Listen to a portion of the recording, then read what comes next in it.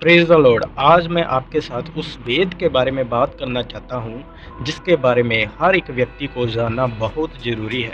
जब हम प्रकाशित वाक्य 5 अध्याय उसकी 6 आयत को पढ़ते हैं तो हम 7 सींगों और 7 आँखों वाला एक मेमना देखते हैं जो परमेश्वर के पुत्र प्रभु यीशु मसीह का प्रतीक है।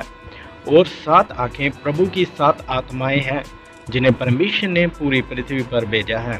तो क्वेश्चन यहाँ ये है कि इन आत्माओं को पृथ्वी पर क्यों भेजा गया। इस वीडियो में हम इन 7 आत्माओं के बारे में और उनके कामों के बारे में जानेंगे।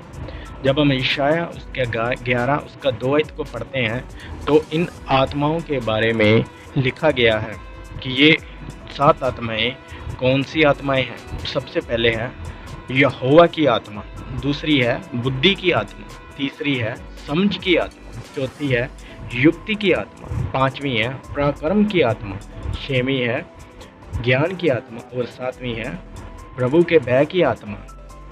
ये आत्माएं जो कि यीशु मसीह जो कि मेमना है उसके ऊपर ठहरी हुई है। तो इन आत्माओं के बारे में हम और भी आगे देखेंगे कि इन आत्माओं के क्या काम है।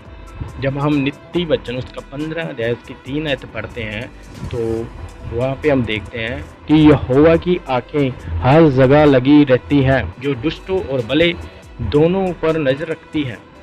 तो हम देखते हैं कि यहोवा की आंखें यानी कि आत्माएं जो दुष्टों और भले दोनों पर नजर रखती हैं। और जकरिया में लिखा है, जकरिया उसका 4 अध्याय उसकी 10 आयत में लिखा है, परमेश्वर की 7 आँखें पृथ्वी पर घूमती रहती हैं और अच्छे बुरे दोनों को देखती है। तो यहाँ पे हम देखते हैं कि परमेश्वर की जो आँखें हैं यानी कि ये 7 आत्माएं पूरी पृथ्वी पर घूमती हैं और अच्छे बुरे दोनों को देखती रहती हैं।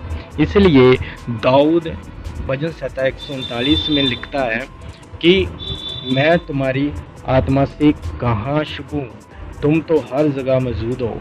हम परमेश्वर की आत्मा से कहीं भी नहीं भाग सकते क्योंकि उसकी आत्मा हर जगह है और उनकी आंखें हमें हर जगह देखती रहती हैं।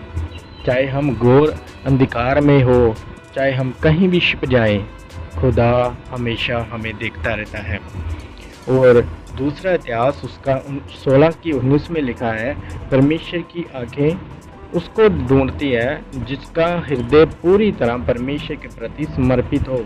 तो यहाँ पे हम देखते हैं जो परमेश्वर के प्रति समर्पित होते हैं उनको परमेश्वर की आत्मा ढूंढती रहती है ताकि वह उसकी सहायता कर सके, क्योंकि परमेश्वर उसको चाहता है जो परमेश्वर की सच्चे दिल से और आत्मा से आराधना करे।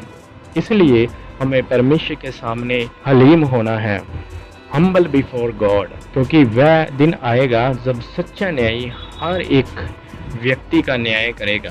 क्योंकि हमारे हर एक बुरे भले का हिसाब परमेश्वर के पास है। तो हमें हमेशा खुदा के भय में रहना है, क्योंकि वचन हमें बताता है कि जो परमेश्वर का डर मानता है उसकी आयु लंबी होती है और वह परमेश्वर के द्वारा आशीष पाएगा।